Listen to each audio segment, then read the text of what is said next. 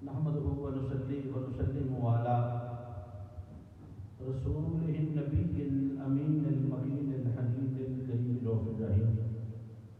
أما بعد فأعوذ بالله من الشيطان الرجيم. بسم الله الرحمن الرحيم.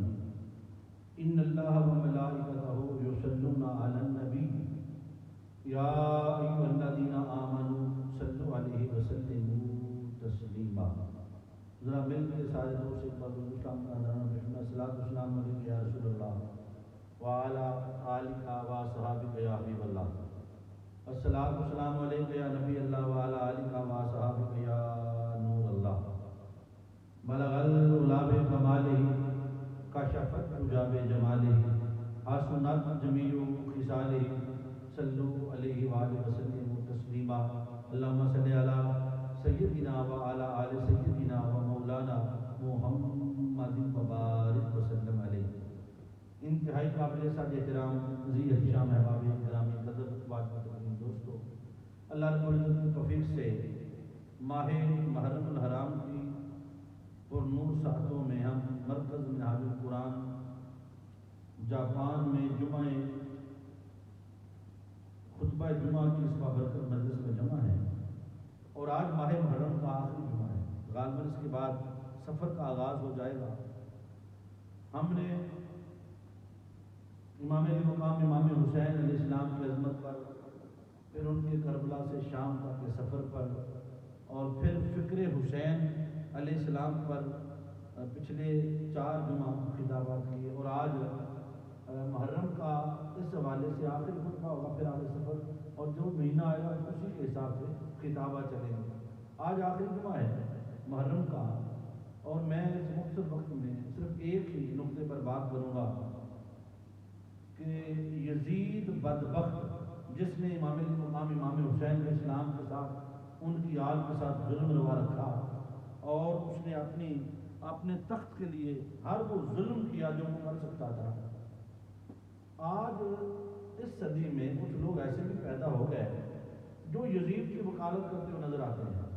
وہ کہتے ہیں یزید کا کوئی گناہ نہیں، وہ امیر المومنین تھا، امام علی مقام امام حسین علیہ السلام کو اس کے سامنے کھڑا نہیں ہونا چاہیے تھا، بات ماننی چاہیے تھی، یزید جنت میں جائے گا، صحابی رسول ہے، اور اس طرح کی بہت ساری باتیں کر کے نئی جو نوجوان نسل ہے ان کے ذہنوں کو پراگندہ کرتے ہیں.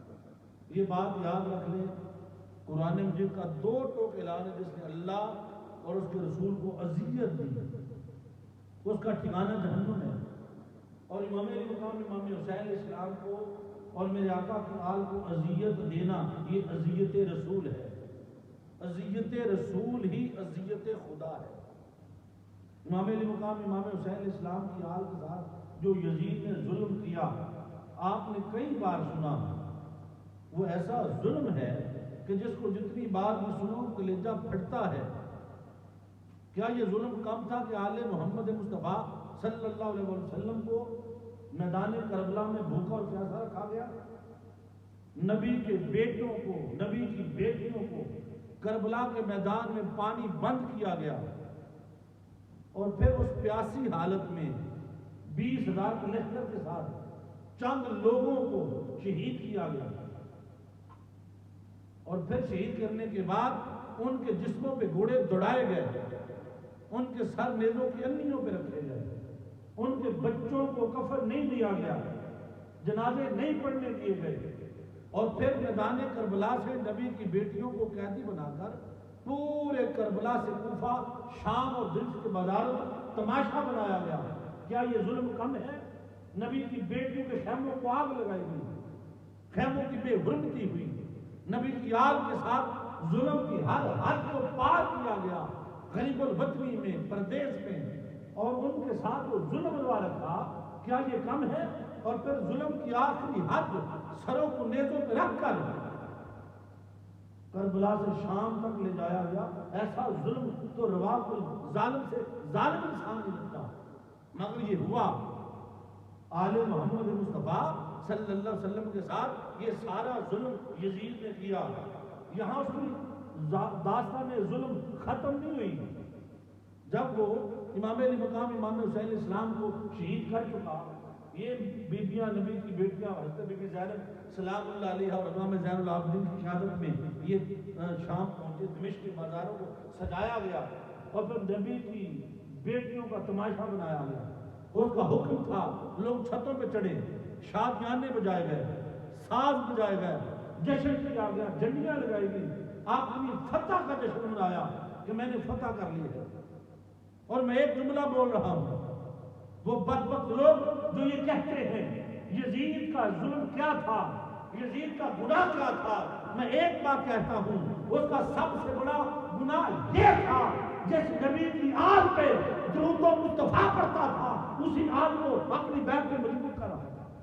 جس نبی کی آل پہ درود پڑھے بغیر اس کی نماز نہیں ہوتی، جس نبی کی آل پہ درود پڑھے بغیر تمہاری عبادت قبول نہیں ہوتی، اس نبی کی آل کا نام جو اللہ نے نماز میں رکھا ہوا ہے بس اسی کو بیعت پہ مجبور کرتا تھا. یہی اس کا گناہ تھا کہ جن کو آقا مانا جائے، جن کو بادشاہ مانا جائے، پھر اس کو اپنی بیعت پہ مجبور کیا جائے، اس کا سب سے بڑا گناہ یہ تھا. حضور علیہ الصلوۃ والسلام کی آل پہ درود بھی پڑھتا تھا اور پھر ان کی بیعت بھی کرنا چاہتا، ان کو بیعت کروانا چاہتا تھا کہ حسین میرا متی بن جائے. اس کا بڑا سب سے بڑا ظلم یہ تھا. اور پھر امام علی مقام امام حسین علیہ السلام کی آل کے ساتھ جو اس نے دربار دمشق میں لوگ کہتے نہیں جی وہ ابن زیاد کا قصور تھا، وہ شمر کا قصور تھا. ارے بدبخت جو حکمران تھا، جو بادشاہ تھا، جب اس کے سامنے امام علی مقام امام حسین علیہ السلام کے سر انور کو لے جایا گیا، یزید بدبخت اپنی چھڑی سے امام حسین کے لبے پہ چھڑیاں مارتا تھا اور بدبخت کہتا تھا کہ ہم نے بدر کے اپنے مقتولین کا بدلہ نبی کے بچوں سے لیا ہے، ہم نے اپنے سرداروں کو جو بدر میں قتل کیے گئے تھے ان کا بدلہ حسین سے لیا ہے. اور ایک صحابی رسول صلی اللہ علیہ وسلم کھڑے تھا، بدبخت یزید اللہ تیرا بیڑا غرق کرے، ان لبوں پہ چھڑی نہ مار، ہم نے ان لبوں پہ یزید نے کہا اگر مجھے تیرے صحابی ہونے کا ڈر نہ ہوتا میں تجھے قتل کروا دیتا. کہا بدبخت ابھی پیچھے کیا بچا، نبی کے بچوں کو قتل کروا دیا، میرا بھی سر قلم کر دے مگر بدبخت نبی کے بچوں کے لبوں پہ چھڑی نہ مار. یزید مجبور تھا ورنہ اس کا سر قلم کروا دیتا کیونکہ دربار لگا تھا، لوگوں کے سامنے وہ مظلوم بنا ہوا تھا. اور پھر اس کے بعد وہ ظلم ختم نہیں ہوا. جب امام علی مقام امام حسین علیہ السلام کو شہید کر دیا گیا، ان کی بیٹیوں کو پھر جو دربار دمشق میں جو ظلم کی داستان روا ہوئی، پھر جب حضرت بی بی زینب سلام اللہ علیہ نے وہاں اپنا تاریخ خطبہ پڑھا، پھر لوگوں کو پتہ چلا اوہو یہ تو قیدی جو آئے ہیں جن کو بچایا گیا ہے یہ تو نبی کی آل ہے، لوگوں کو تو بتایا ہی نہیں گیا تھا. یزید نے جب دیکھا کہ اب لوگ میرے خلاف ہو جائیں گے، اس نے فوری طور پہ انتظام کیا کہ ان کو واپس مدینہ بھیج دیا گیا. نعمان بن بشیر ایک حب اہل بیت والا شخص تھا، اس کی قیادت میں نبی کا یہ قافلہ، نبی کی بیٹیاں آل محمد مصطفیٰ، ان کو واپس مدینہ بھیج دیا گیا. اور اس کے بعد پھر امام زین العابدین نے ساری زندگی عبادت میں ریاضت میں گزاری، سارا دن بھوکے رہتے، روتے رہتے تھے، روزہ رکھتے تھے، سارا دن جنگل میں کٹیا بنا رہی تھی، لوگوں سے میل جول چھوڑ دیا تھا، بس جنگل میں رہتے، محبت والے جاتے، آپ روتے رہتے، ہر وقت روتے. لوگ کہتے حضور کبھی رونے کے علاوہ تو کام بھی کیا کرے، آپ بات ہی نہیں کرتے، ہر وقت روتے رہتے ہیں. تو میں تم نے قرآن نہیں پڑھا؟ یوسف علیہ السلام ایک بیٹے تھے یعقوب کے جو بچھڑے، یعقوب علیہ السلام نے ان کی محبت میں رو رو کر نور دے دیا تھا. میرے تو اتنے یوسف بچھڑ گئے ہیں، اس کا یوسف تو مل گیا تھا اور میرے یوسف ملنے والے بھی نہیں ہیں. روزہ رکھتے سارا دن، اور جب شام کو پانی سامنے آتا، افطاری کا وقت آتا، پانی دیکھ کے بے ہوش ہو جاتے، گر پڑتے، کہتے پانی میں تجھے کیسے پیوں، تیرے لیے میرے بچے کربلا میں تڑپتے رہے، میرا بابا تڑپتا رہا. امام زین العابدین اگر کبھی بازار سے گزرتے تو بازار میں جو کسائی تھے اپنے بکتے چھریاں چھپا لیتے کہ امام زین العابدین کی نگاہ پڑتی، چھریاں دیکھ کے بے ہوش ہو جاتے، برداشت نہیں ہوتا، کربلا کی یاد آ جاتی. اور یزید بدبخت نے اس کے بعد جب اس وہ سلطنت کا حکمران بن گیا، طاقت آ گئی، ایک ہی رکاوٹ تھی، حسین بن علی اس کے رستے میں، اس نے اپنے سے سمجھا میں نے اس کو مٹا دیا ہے، میں فاتح ہو گیا ہوں. پھر اس نے شراب علی اعلان پینا شروع کی، زنا کرتا تھا، سرکاری خزانے لوٹتا تھا. وہ کسی کی کوئی بات نہیں مانتا تھا. اس نے سارا نظام جو خلافت راشدہ کا تھا ختم کر دیا. اہل مدینہ نے جب دیکھا کہ جناب یزید بد وقت اس مقام پہ پہنچ گیا ہے, اہل مدینہ نے اس کی بیعت توڑ دی. اس نے پہلا کام کیا, 20,000 کا لشکر لے کر مدینہ میں حملہ کیا. بڑے تاریخ اوراق 3 دن تک مدینہ کو مباح قرار دے دیا. اپنی فوج کا جو کرنا چاہتے ہو کرو, جائز ہے. 3 دن تک اہل مدینہ کی بیٹیوں کی عزت لٹتی رہی. 3 دن تک حضور علیہ السلام کے روضہ پہ اذان نہیں ہونے دی گئی. گھوڑے اور خچر بدماش نے قبر رسول صلی اللہ علیہ وسلم پر, مسجد نبوی میں کسی کو جانے کی اجازت نہیں دی. ایک صحابی رسول حضرت سعید بن خدری رضی اللہ تعالیٰ عنہ, حضرت سعید بن مسیب یہ تابعی ہیں, سعید بن مسیب ان کا نام ہے, یہ آنکھوں سے نابینا تھے. اور حضرت ابو سعید خدری وہ صحابی رسول تھے. ابو سعید خدری کی آنکھوں کا نور خط بوڑھے صحابی تھے, نابینا تھے آنکھوں سے. کہتے میں مسجد نبوی میں نماز کے لیے جانے لگا تو مجھے یزیدی فوج نے روک لیا. پوچھا کون ہو, کدھر جاتے ہو؟ میں نے کہا میں صحابی رسول ہوں, میری آنکھوں کا نور نہیں ہے, میں نبی کی بارگاہ میں نماز کے لیے جاتا ہوں. فرماتے بدبختوں نے میری داڑھی پکڑی, میرے چہرے پہ تھپڑ مارے. پورے صحابی رسول تھے, مسجد میں نہیں جانے دیا گیا. حضرت سعید بن مسیب تابعی تھے, فرماتے میں پاگل دیوانہ بن گیا. صحیح ٹھیک تھے, کہتے میں پاگل بن گیا, دیوانہ بن گیا. اور پاگل بن کے انہوں نے کہا اس پاگل کو کیا پتا, مجھے نہیں روکا. کہتے میں مسجد نبی میں داخل ہو گیا, دیوانہ پاگل مجنون بن کے. کہتے 3 دن تک میں آقا علیہ السلام کے روزے پہ رہا, کوئی بندہ نہیں آنے دیا گیا, کوئی اندر نہیں آیا. مگر جب اذان کا وقت ہوتا تھا, گنبد خضرا سے اذان کی آواز آتی تھی, جماعت ہوتی تھی, اور میں نے 3 دن اپنی نماز مسجد نبوی میں جب کسی کو آنے نہیں دیا گیا تو میں با جماعت اپنی نماز ادا فرماتا رہا. حضور تاجدار کائنات صلی اللہ علیہ وسلم کے مدینہ میں ظلم و ستم اور کوہرام مچایا گیا. 7,000 صحابہ شہید کیے گئے, 700 حفاظ قرآن صحابہ شہید کیے گئے. اور اہل مدینہ پہ وہ ظلم ہوا کہ مدینہ کی گلیاں خون سے بھر گئیں. حضور علیہ السلام نے ارشاد فرمایا جس نے اہل مدینہ سے ظلم کیا اللہ اسے جہنم کی آگ میں یوں پگھلا کے رکھ دے گا جیسے نمک پانی میں پگھل جاتا ہے. کیا یہ کم ہے یزید کا ظلم کہ حضور علیہ السلام کے جہاں 70,000 فرشتے صبح آئے, 70,000 شام آئے, نبی پہ درود و سلام پڑے, ان کی دوبارہ باری نہ آئے, اس نبی کے در پر گھوڑے اور خچر بدوائے, وہاں گندگی پھیلائی گئی, مسجد نبی کے دروازے لوگوں کے لیے بند کیے گئے. یہ یزید کے دور حکومت میں ہوا, اور یہ سارا یزید نے کیا. آل محمد مصطفیٰ پہ جو ظلم تھا وہ تو داستان الگ ہے, مگر اس کے بعد جو اس نے میرے مصطفیٰ کے روضہ کے ساتھ کیا, اہل مدینہ کے ساتھ کیا, اہل مدینہ کی عزتیں لوٹی, کتنی عورتیں حاملہ ہوئی, ظلم و ستم ہوا, خون بہے. اہل مکہ نے جب سنا تو صحابہ فرماتے ہمیں یہ ڈر ہوا کہ ایسا نہ ہو اگر ہم نے یزید کی بیعت قائم رکھی اللہ ہمارے اوپر پتھروں کی بارش کر دے, کیونکہ اس کے گناہ اعلان ہونے لگے, اس کا ظلم اور بڑھ گیا. جب اس نے اہل مدینہ کو, اور مدینہ کیونکہ مدینہ آقا علیہ السلام تاجدار کائنات صلی اللہ علیہ وسلم کا در دولت تھا, یہی سے اسلام پھوٹا, یہی طاقت کی عماد گاہ تھی. جب اس نے مدینہ کو تخت و تاراج کر دیا, اب وہ آگے بڑھا. اہل مکہ نے جب اس کی بیعت توڑ دی, اور اہل مکہ نے بیعت اس لیے توڑی کہیں ایسا نہ ہو اس کا ظلم و ستم اس حد تک بڑھا, اس کے گناہ اتنے بڑے کہ کہیں ایسا نہ ہو اللہ پتھر ہی برسا دے. اہل مکہ نے بھی اس کی بیعت توڑ دی, پھر اس نے مکہ پہ حملہ کیا اور اس نے غلاف کعبہ کو آگ لگا دی. اللہ کے گھر کو بھی نہیں چھوڑا. جب اس نے غلاف کعبہ کو آگ لگائی پھر اللہ رب العزت اب اس سے بڑھ کے آگے ظلم نہیں ہو سکتا تھا. پھر بے کائنات اس کو ایسی بیماری دی, اسے درد کولنج ہو گیا. درد کولنج, اس کو درد اٹھتا تھا, بیمار ہوا, تڑپتا تھا. وہ درد ایسا تھا جب اس کو پانی پیش کرتے یہ پانی سے بھاگتا تھا, کیونکہ وہ پانی کا ایک قطرہ جب اس کے اندر اترتا درد اور شدت اختیار کرتا تھا. وہ درد ہی ایسا تھا, یہ پانی پیتا وہ درد بڑھتا, پانی اس کو دکھاتے پانی سے بھاگتا.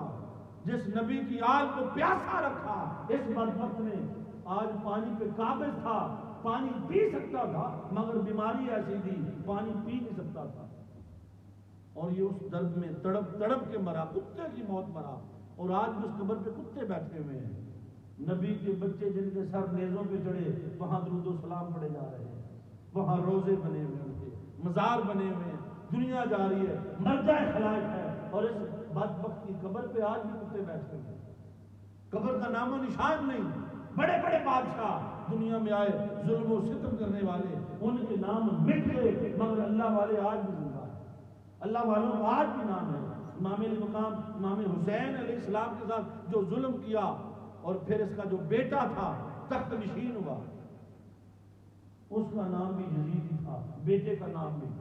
جب وہ تخت نشین ہوا، اور ولید بھی نام لکھا تاریخ میں، جب اس کو تخت پہ لایا گیا اس نے چیخ ماری، بے ہوش ہو گیا، کہتا میں اس تخت پر کبھی نہیں بیٹھتا جس کے نیچے نبی کی آل کا خون ہو۔ وہ تخت چھوڑ کے بھاگ گیا جنگلوں میں، پھر مر گیا، کوئی خبر نہیں وہ کہاں گیا۔ وہ تخت جس کے لیے یزید نے اتنے ستم کیے تھے اپنی اولاد کے لیے کہ میرے بعد میرا بیٹا تخت نشین ہوگا، اس نے تخت پہ بیٹھنے سے انکار کر دیا، وہ جا کہیں مر گیا۔ اور پھر اس کے بعد آپ کو معلوم ہے، اس کے بعد پھر ظلم و ستم کی داستان ہوئی۔ پھر ایک بندہ اٹھا، اس کی قید میں تھا جو یزید کا قیدی تھا، پھر اس نے جب جیل سے نکلا پھر اس نے وہ بدلے لیے، اس نے ایک ایک قاتل حسین کو پھر پکڑا، اس نے کسی کو نہیں چھوڑا۔ جیسے جیسے حضور علیہ السلام کی آل پر ظلم ہوا تھا اس نے ویسے ویسے بدلا لیا۔ جس نے تیر مارا وہ تیر سے مارا، جس نے پیاسا رکھا تھا پیاسا رکھ کے مارا، اس نے پھر بدلہ لیا۔ اللہ نے قیدی کو اٹھایا اور اس کو طاقت دی۔ پھر جب یہ بازار شروع ہوا پھر وہی کوفہ، وہی دمشق، ان کو پناہ دینے والا کوئی نہیں، ہر کوئی یہاں سے بھاگ رہا ہے کہ اب نبی کی آل کے ساتھ ظلم و ستم ہوا تھا، اب ان کا بدلہ لینے کا وقت آ گیا ہے۔ پھر کسی کو نہیں چھوڑا گیا۔ یزید کے مرنے کے بعد پھر امام علی مقام امام حسین علیہ السلام کی محبت کا ایسا بدلہ ہوا کہ جتنے بھی قاتلان حسین تھے ان سب کو ایک ایک کر کے مارا گیا۔ ایک شخص تھا جو اس وقت میدان کربلا میں امام علی مقام امام حسین علیہ السلام کی آل کے ساتھ ظلم و ستم کرنے میں شریک تھا۔ جب اسے کہیں پناہ نہ ملی وہ یہاں سے نکلا، بھاگا، مدینہ پہنچ گیا۔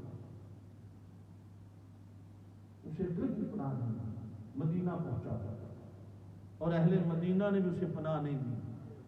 اسے پتا چلا کہ دور مدینہ میں ایک شخص ہے جسے امام زین العابدین کہتے ہیں، امام حسین کا بیٹا، اس کے پاس جاتا ہوں۔ کسی نے پناہ نہیں دی، اپنے بھی غیر ہو گئے۔ جب امام زین العابدین کی بارگاہ میں پہنچا آپ نے اسے اپنے گھر میں پناہ عطا فرمائی، اسے کھانا دیا، بستر دیا، 3 دن تک اس کی خدمت کی، اور 3 دن بعد جب وہ جانے لگا تو امام زین العابدین نے اشرف تھیلی لی اور اس کے ہاتھ میں لکھا یہ لو اور یہاں سے محفوظ رستے پر چلے جاؤ۔ اس نے تھیلی پکڑی، پھر واپس آیا، کہتا ہے امام زین العابدین لگتا ہے آپ نے مجھے پہچانا نہیں۔ آپ نے بدبخت تجھے پہلی نظر میں پہچان گیا تھا، وہ خنجر خون آلود آج بھی تیرے ہاتھ میں دیکھ رہا ہوں، جس میں میدان کربلا نے تو نے میرے بڑوں کو مارا، تو نے شہید کیا، میں وہ خنجر تیرے ہاتھ میں آج بھی دیکھ رہا ہوں۔ کہتا ہے امام آپ نے مجھے پہچان لیا، مجھے کسی نے پناہ نہیں دی، میں کہاں سے دوڑا کہاں تک پہنچا، اور آپ قادر تھے، میرا سر قلم کر دیتے، مجھ سے بدلہ لیتے، میں نے آپ کی آگ کو ذبح کیا، ان کے سر کاٹے، اور آپ نے مجھے پناہ دی، پھر مجھے پناہ بھی دے رہے ہیں۔ آپ نے فرمایا وہ تیرا کردار تھا، یہ حسین کے بیٹے کا کردار ہے، وہ تم تھے، ہم سید ہیں، ہم کبھی بدلہ نہیں لیتے، ہم معاف کرنے والے ہیں۔ یہ امام زین العابدین کا کردار، ان کے بچوں کا کردار ہے، دنیا تک ہمارے لیے مشل راہ ہے۔ اگر نبی کے بیٹے اپنے قاتلوں کو معاف کر سکتے ہیں ہم کیوں نہیں کرتے؟ ہم کسی کو معافی کیوں نہیں دیتے کہ ہم خدا ہیں؟ ہماری اوقات ہی کیا ہے؟ بیماری آ جائے ہم تڑپ تڑپ کے مر جائیں، تھوڑی پریشانی آ جائے ہمارا دماغ کام کرنا چھوڑ دیتا ہے، کس بات پہ انسان اتراتا ہے؟ یہ دنیا دوستو، آج یہ یزید کا جو انجام ہے وہ آپ کے سامنے ہے، اور اس کے بعد کئی یزید آئے۔ ہم نے کئیوں کو دیکھا کہ ان کے جھنڈے لہراتے تھے، جن کے ڈنڈے قائم تھے، آج ان کا نام بھی کوئی نہیں، کوئی بیمار ہے، کوئی مر گیا، کوئی جہاد میں مرا، کوئی ادھر مرا، کسی کو۔ کتنے لوگ ہیں دنیا کے بادشاہ ختم ہو گئے، مگر نام باقی ہے، تو حسین کا نام آج بھی باقی ہے۔ یزید کا نام لینے والا کوئی نہیں، مگر حسین پہ درود پڑھنے والے آج بھی باقی ہیں۔ جب تک نماز رہے گی تب تک امام علی مقام امام حسین کا نام رہے گا، کیونکہ ہر نماز میں اللہم صلی علی محمد وعلی آل محمد پڑھا جاتا رہے گا، درود قائم رہے گا، نبی کی آل بھی قائم رہے گا۔ اور یہ جو ٹولہ یزید کی وکالت کرنے والا اور یزید کو جنت میں ڈالنے والا، وہ میں ان سے ایک سوال کرتا ہوں، ظالموں تمہیں یزید دے گا کیا؟ یزید سے کس چیز کی محبت کرتے ہو؟ محبت کرے نبی کی آل سے کرو جو جنت کے مالک ہیں۔ جنت میں کہاں سے داخل کرو گے یزید کو؟ جائے گا کہاں سے؟ جنت کا مالک کون ہے؟ حسین کی ماں۔ جنت کا مالک حسین کا نانا۔ جنت کی سرداری حسین کے پاس ہے۔ نوجوانانہ جنت کے سردار ہیں، اور جنت میں سارے جوان ہو کے جائیں گے۔ کل جنت کی سرداری جن کے اپنے پاس ہے، جن کے بچوں کو ظلم و ستم کر کے پیاسا رکھ کے ذبح کیا گیا، وہ جنت میں جانے دیں گے؟ کہاں سے ڈالو گے جنت میں؟ اللہ کی قسم سے جہنم بھی قبول نہیں کرے گی، جنت تو دور کی بات ہے۔ نبی کی آل کے ساتھ جو ظلم و ستم کیا، جو نبی کے میرے آقا کے روزے کی بے حرمتی کی، وہ کافر ہو گیا، وہ تو دین سے ہی گیا، جو دین سے ہی چلا گیا اس کی وکالت کر رہے ہیں۔ اور پھر بھی آپ چونکہ سادہ لوگ ہیں، ہم لوگ محبت والے ہیں، ہم لڑنے والے ہیں ہی نہیں، ہم جھگڑتے نہیں ہیں، اور دلیلوں والے دلیل آپ دے نہیں سکتے، کیونکہ آپ نے پڑھنا نہیں ہے، نہ آپ نے جمعہ سننا ہے، آخری 5 منٹوں میں آنا ہے، درس قرآن ہو پھر بھی آخر میں آنا ہے۔ دین کو سمجھنا، دین کو پڑھنا، یہ ہر بندے پہ لازم ہے۔ اتنا تو آپ کے پاس ہو کہ آپ دین سمجھ سکیں۔ اچھا، ان کے پاس دلائل ہوں گے، وہ کوئی آیت پڑھیں گے، حدیث لیں گے، آپ کو ایسے کریں گے، آپ کہیں گے ہاں یار واقعی ایسا نہیں ہونا چاہیے تھا، ہاں بالکل بالکل۔ وہ کہتے ہیں دیکھیں جی اولو الامر ہے، اللہ کے بعد اس کے جو بندوں کو آپ نے حکمران بنایا، بات ماننی چاہیے تھی۔ امام علی مقام امام حسین بغاوت میں تھوڑی نکلے تھے، کون کہتے بغاوت میں نکلے تھے؟ اگر میرے حسین نے بغاوت کرنی ہوتی پھر اکیلے نہ نکلتے، پورا مدینہ ساتھ جاتا۔ مکہ سے حج کے لیے لوگ آ رہے تھے، میرے حسین جا رہے تھے، کسی کو ساتھ نہیں لے کر گئے۔ مدینہ اس لیے چھوڑا تھا کہ اہل کوفہ نے خط لکھے تھے، حسین آؤ، یہ ظلم کر رہا ہے، شراب پیتا ہے، زنا کرتا ہے۔ میرے حسین اگر نہ جاتے تو قیامت کے دن یہ لوگ امام حسین کے سامنے کھڑے تھے، حسین ہم نے تو خط لکھے تھے، آپ کیوں نہیں آئے؟ ایک آپ ہی تو تھے کائنات میں، نبی کے سب سے قریبی، تو میرے حسین کو بلایا گیا، خط لکھے گئے، تب امام حسین علیہ السلام نکلے۔ اور امام حسین جنگ کے ارادے سے قطر نہیں گیا تھے، اگر جنگ کے ارادے سے جاتے پھر بیبیوں کو ساتھ نہ لے کے جاتے، ننھی سکینہ کو چھوڑ جاتے، بی بی زینب سلام اللہ علیہ کا چھوڑ جاتے، بی بی شہر بانو کو چھوڑ جاتے، اپنی بیٹی فاطمہ کو چھوڑ جاتے، ایسا تو نہیں تھا۔ امام علی مقام امام حسین علیہ السلام اپنے جامع خیر کے لیے گئے، اور امام علی مقام امام حسین علیہ السلام نے سب کچھ قربان کر کے یہ دین بچا کے ہمیں عطا فرما دیا کہ یہ وہ دین ہے، یہ ستھرا دین ہے جس کی میرے نانا نے آپ یاری کی تھی، میں سب کچھ قربان کر کے تمہیں دے کے جا رہا ہوں۔ اور ابھی میں آخر پہ بس ایک دیسی نسخہ دے کے اپنی بات ختم کرتا ہوں۔ ماشاءاللہ شیخ صاحب آج آگے بڑے دنوں کے بعد، میں کہ شیخ صاحب پتہ نہیں کتنے گیا ہو، ماشاءاللہ جی حدیث باہر صاحب بھی آئے جی، بسم اللہ ویلکم کرتے ہیں۔ میں آپ کو نسخہ دیتا ہوں، دیسی نسخہ، ایسے آپ کو بندے مل جائیں گے، آپ کے ساتھ بحث کریں گے، نہیں جی دیکھیں جی یزید، اسے کا چلو بات ہوں، میں تیری ساری بات مانتا ہوں، وہ کہتا یزید امیر المومنین، آپ نے جی مان لیا، یزید جنتی، آپ نے جی مان لیا، یزید حق پہ تھا، آپ نے جی مان لیا، اس کی ساری سنتی جائیں، ساری سنتی کہ چلو میں نے تیری ساری مانی، ایک میری بھی مانی، میں نے تیری ساری مانی نا، ایک میری بھی مانی، تو نے یزید کی وکالت کر لی، میں نے تیری ساری مانی، وہ امیر المومنین ہے، جنتی ہے، حق پہ تھا، سچا تھا، ٹھیک ہے مان لی، چلو اب یوں کرو، قرآن کو مانتے ہو، جی کرے اس کے جیب میں قرآن ہو، وہ جیب میں سورہ یاسین قرآن جیب میں ڈالا ہوتا ہے، باہر نکالا ہو، چلو تو یہ قرآن ہے، اس کو ضامن بناتے ہیں، اس کو تم بھی میں بھی دونوں ہاتھ میں لیتے ہیں، اس قرآن پہ ایک دعا مانگتے ہیں، اس قرآن کو لے کے دونوں دعا مانگے، ایک دعا تو مانگ، ایک ہم مانگتے ہیں، تو دعا مانگ، تو مرے تو تیری آخرت یزید کے ساتھ ہو، ہم دعا کرتے ہیں ہم مرے تو ہماری آخرت حسین کے ساتھ ہو، تجھے یزید کی وکالت مبارک ہو، ہمیں حسین کی غلامی مبارک ہو۔ اور میرے مصطفیٰ نے فرمایا من دنیا میں جو سے محبت کرتا ہے مرنے کے بعد اسی کے ساتھ ہوگا، جس کی نبی کی آڑ سے محبت ہے، حسین کے ساتھ محبت ہے، مرنے کے بعد انہی کے جھنڈے کے نیچے ہوگا۔ اور یہ بات یاد رکھ لیں، سمجھتے ہو اپنے پاس رکھ لیں، آپ دنیا میں اپنی اپنی محبتیں رکھتے ہیں، محبت اس کے ساتھ کریں، مرنے کے بعد جس کے ساتھ جانا ہے اللہ والوں سے محبت کریں، اللہ والوں کی قربت میں آئے، اللہ والوں سے چاہت کریں، مرنے کے بعد چلیں وہاں کوئی اللہ کے ولی کی شفاعت تو مل جائے گی۔ تو یزید بدبخت تھا، اس کے بارے میں عقیدہ یہ ہے وہ دین سے خارج تھا، اور جو مردی کو کہتا پھرے، جو مردی دلال دیتا رہے، ہمارا عقیدہ یہ ہے حسین حق پر تھے، امام حسین بولیے۔ اب قیامت تک دو کردار ہے، نہ حسین آئے گا نہ یزید آئے گا، وہ جو امام علی مقام امام حسین کی طرح حق پہ ڈٹے گا، حق کا ساتھ دے گا، وہ حسینی کہلائے گا۔ حسین نور ہے، عظمت ہے، حق ہے، سچ ہے۔ یزید بدبخت تھا، اندھیرا تھا، تاریکی تھا، اور اس کا نام مٹ گیا، حسین کا نام زندہ ہے۔ بات ختم کروں، وقت نے اپنی طرابیں کھینچ لی، اگر میدان کربلا کو میں دو جملوں میں سمیٹ کے کر دوں تو میں یوں کہتا ہوں یزید تھا، حسین ہے۔ یزید تھا، حسین ہے، وہ تھا ختم ہو گیا، حسین آج بھی باقی ہے، یہ اس کی محبت بیٹھی ہے، اس کے نام لیوا بیٹھے ہیں۔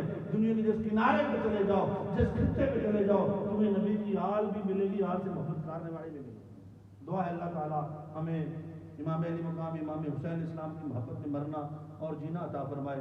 دوستان محترم، انشاءاللہ تعالیٰ کل جو ہفتہ آئے گا، کل کی جو درس قرآن ہوگا، میں نے پچھلے ہفتے میرے ماموں فوت ہو گئے تھے، ان کے لیے کل پروگرام رکھا ہوا ہے، فاتح خوانی کا، قرآن خوانی کا، تو آپ تمام دوستوں کو دعوت ہے۔